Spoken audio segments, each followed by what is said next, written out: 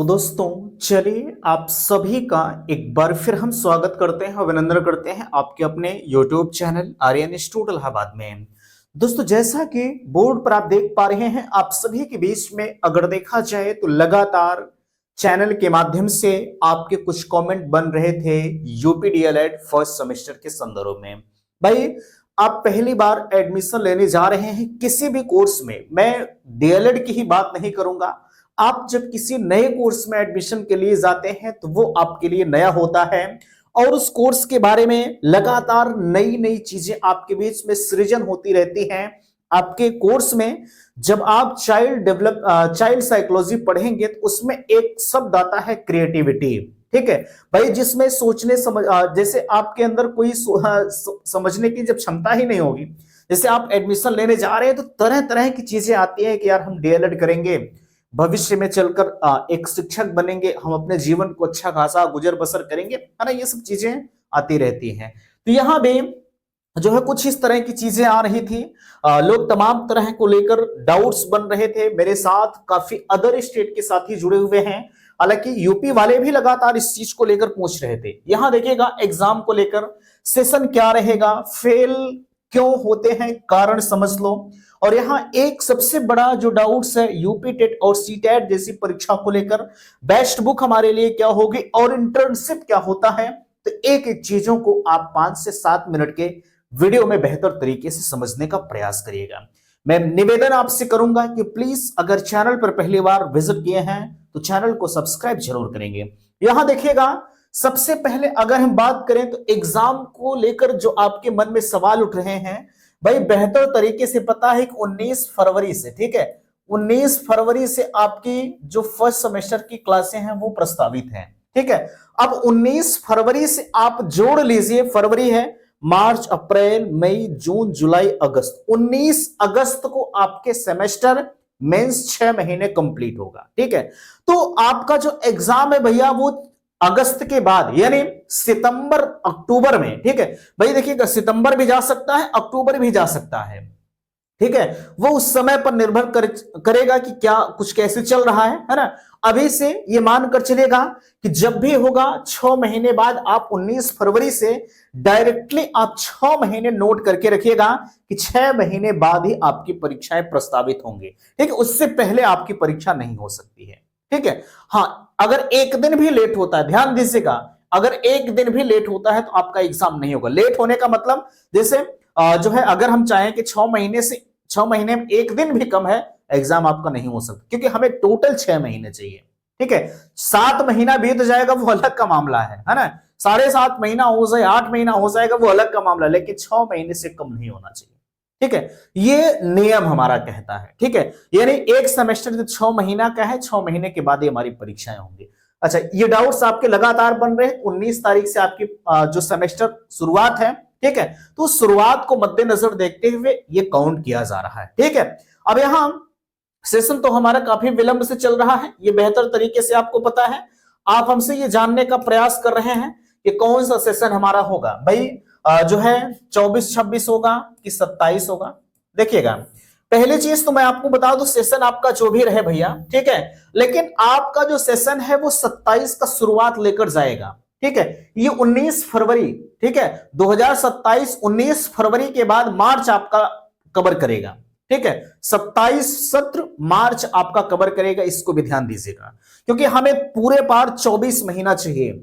भाई जब 6 महीने हमारे सेमेस्टर चल रहे हैं तो 24 महीना वैसे भी हो गए, तो जो है 19 फरवरी 2027 के बाद आपकी परीक्षाएं लास्ट ईयर की होंगी। ठीक है, तो इस चीज को भी आप ध्यान दीजिएगा। अब सत्र आपका 24-26 रहेगा कि 25-27 रहेगा, वो तो वक्त तय करेगा। ठीक है भाई, इसके संदर्भ में अभी कोई कुछ कह नहीं सकता। वैसे जहां तक हकीकत नजर आ रही है वो 24 और 26 ही सेशन, तो जो रियली अगर है तो वो 24 और 26 ही होगा, है ना। अब आपके मार्कशीट पर क्या लिख कर आता है वो चीजें अभी क्लियर नहीं कोई बता सकता। ठीक है, हालांकि जो है जब 2027 रहेगा तो कुछ जो है 26 से आपका लिख कर आएगा, है ना, क्योंकि आपका जो सेशन है वो 24-26 ही है। ठीक है, बेशक आपकी परीक्षाएं मार्च में प्रस्तावित हो रही हैं। ठीक है, तो ये भी हम उम्मीद करते हैं कि आपका क्लियर हुआ। अब यहां जो दूसरा सवाल है, लोगों ने ये धारणा बना रखी है कि फेल ज्यादातर होते हैं। रियल है, ये सही है, ठीक है भाई, फेल होते हैं। जैसे एक होता नहीं कि आप ग्रेजुएशन की परीक्षा को देकर आए हैं, आप अभी आपको लग रहा होगा कि चलिए यार, जैसे हमने ग्रेजुएशन को पास किया वैसे डीएलएड को भी पास कर लेंगे। एक होता नहीं कि लोग फाके मस्त घूमते रहते हैं, जब परीक्षाएं आती हैं तो 4 दिन में सोचते हैं कि अरे यार ऐसा ऐसा ऐसा, ये पढ़ लें ये पढ़ लें। इस तरह से चीजें आप लगातार करते रहते हैं, है ना। लेकिन आपकी परीक्षाएं भैया, 8 सब्जेक्ट की परीक्षा जो है 3 दिन में दे पाना, ये अपने आप में बड़ी चुनौती होती है, ठीक है। तो फेल रियल में अगर देखा जाए, ठीक है, तो इसमें जो सब्जेक्ट होते हैं, जैसे आपके चाइल्ड साइकोलॉजी हुआ, अगर आप ग्रेजुएशन किए होंगे, हालांकि सब लोग ग्रेजुएशन किए हैं, है ना भाई, जो साइंस साइड के बच्चे होंगे वो अभी चाइल्ड साइकोलॉजी को कभी नहीं पढ़े होंगे, बाल विकास को कभी नहीं पढ़े होंगे, ठीक है, क्योंकि उनके कभी जहन में ये रहा नहीं होगा कि हम कभी बाल विकास को पढ़ेंगे। हाँ, अगर वो सोच रखे थे कि हम टीचर बनेंगे तो जाहिर सी बात है, हालांकि सिलेबस तब भी उनको नहीं पता रहा होगा कि हमको ये पढ़ना पड़ेगा। लेकिन अब एकाएक कोई सब्जेक्ट हमारे बीच में कूद पड़ता है। हालांकि यार चाइल्ड साइकोलॉजी बहुत बड़ा पहाड़ नहीं है, ठीक है, जब पढ़ेंगे तो आपको इतना इंटरेस्ट आता है कि मैं क्या बताऊं, क्योंकि एक छोटे से बच्चों का अध्ययन करना होता। अगर आपके घर में एक छोटा सा बच्चा है, आप उसी की एक्टिविटी को देख लीजिए, आपका चाइल्ड साइकोलॉजी क्लियर है, ठीक है। तो यहां देखिएगा, हम मुद्दे से भटक गए, ठीक है। फेल क्यों होते हैं? क्योंकि आपको लिखने का सबसे पहला चीज होता है, आपको लिखने के तरीके नहीं पता होते हैं। भैया 1 नंबर और 2 नंबर की परीक्षाओं में मुझे बताओ, आपके अधिकतम 1 नंबर, अधिकतम 2 नंबर और कम से कम 1 नंबर, यानी 1 नंबर और 2 नंबर में आपके टोटल क्वेश्चन पूछे जाते हैं। अभी तक आप देकर आए थे कि कोई 10 नंबर का क्वेश्चन था, कोई 5 नंबर का क्वेश्चन था, कोई 8 नंबर का क्वेश्चन था, इस तरह से देकर आए थे, है ना। और आप पूरा पूथा भर के आए थे, चले यार जो भी हम लिख देते हैं हम पास हो जाएंगे, ये दिमाग में बना हुआ था, रियली था। आप जो भी लिख रहे थे पास हो जा रहे थे। लेकिन अब यहां ये नहीं चलेगा, ठीक। अब आप पुरानी धारणाओं को बदल करके आप नई चीजों में आ जाइए, सृजन करना सीख लीजिए, ठीक है। एक एक चीजों को दिमाग में लाना सीख लीजिए कि मुझे अब यहां से क्या करना है। मैं आपको बताऊंगा कैसे कॉपी लिखना है, कैसे क्या करना है, सारी चीजें मैं आपको बेहतर तरीके से बताऊंगा, ठीक है।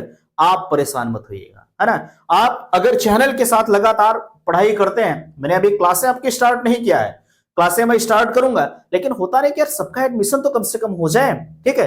सबका एडमिशन जब भैया हो जाएगा तभी ये मानकर चलेगा कि 9-10 तारीख से आपकी क्लासें स्टार्ट होंगी। हालांकि डेमो के तौर पर मैं क्लासें आपका देना जल्द ही शुरू कर रहा हूं, ठीक है, आप परेशान मत होइएगा। और दूसरी चीज, आप फेल नहीं होंगे, ठीक है। फेल इसीलिए होते हैं कि आप पढ़ते नहीं, आपको रीजंस नहीं पता होता है, ठीक है भाई। जब रीजन नहीं पता होगा तो जाहिर सी बात है फेल जरूर होंगे, ठीक है।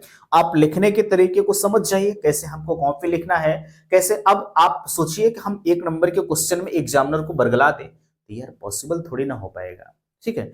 1 नंबर के क्वेश्चन में हम पूछेंगे कि आपके एक हाथ में कितनी उंगलियां होती है, तो आप कहेंगे एक हाथ में 5 उंगलियां होती है। अब आप बताओ, आप लिखेंगे कि हमारे 2 हाथ होते हैं, 2 पैर होते हैं, दोनों हाथ में जो है मिलाकर 10 उंगलियां होती, ये नहीं आपको लिखना। आपको डायरेक्टली अगर पूछा है कि आपके पास कितने कान हैं, तो आप कहेंगे हमारे पास 2 कान हैं। सीधा सीधा आंसर, 1 नंबर दिया और आगे वो निकल गया। इसी तरह से आपको लिखना होता है। और आप सोचिए कि 2 नंबर में हम चलिए पूरा पेज भर डाले, तो एक घंटे के पेपर में आप कुछ नहीं कर पाओगे, ठीक है। तो ये ठप्पा आपका लग जाएगा, है ना। हालांकि आप परेशान मत होइएगा, डिमोटिवेट मत होइए, मैं चैलेंज करता हूं आपको, बेहतर तरीके से मैं बताऊंगा, आप सारी चीजें समझेंगे, ठीक है। बस थोड़ा सा वेट करिए, है ना।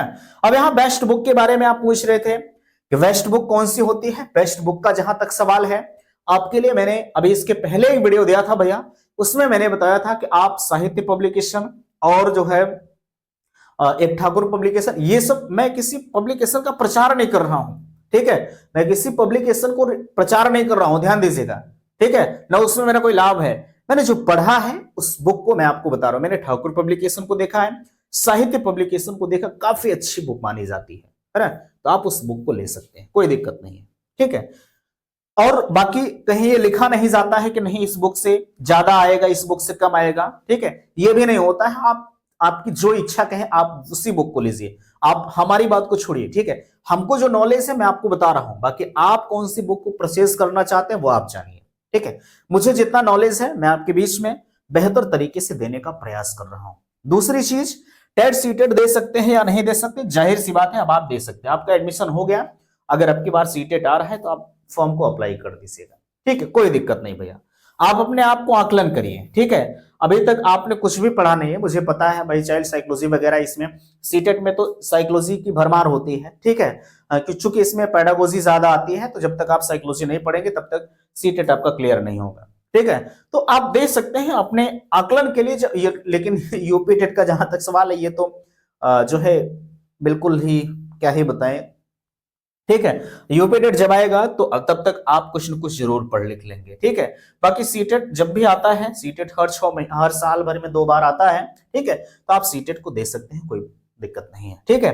अब यहाँ इंटर्नशिप क्या होती है, इंटर्नशिप भैया देखिएगा, इंटर्नशिप होती है अभी 19 तारीख से आपकी 19 फरवरी से आपके सेमेस्टर की शुरुआत हो गई, मार्च अप्रैल जो है मई में तो छुट्टी हो जाएगी, ठीक है। हमें लगता है कि मार्च में ही आपकी टीचिंग लग जाएगी, ठीक है, मार्च में ही आपकी टीचिंग लग जाएगी, मार्च में लग जाएगी, अन्यथा की स्थिति में 20 मई के बाद सॉरी 20 मई के बाद जो 1 जुलाई से आपकी टीचिंग हो सकता है लग जाए, ठीक है। क्योंकि भाई 1 महीने की इंटर्नशिप आपको करना बिल्कुल कंपलसरी होता है, क्योंकि आप वहां से 100 नंबर लेकर आते हैं, ठीक है। आप जहां टीचिंग करने जाते हैं वहां कुछ करना नहीं होता, एक लेसन प्लान आपको बनाना होता है, ठीक है। लेसन प्लान आप बनाएंगे, लेसन प्लान के अकॉर्डिंग ही आप पढ़ाई करते हैं, लेकिन ऐसा कोई करता नहीं है ना।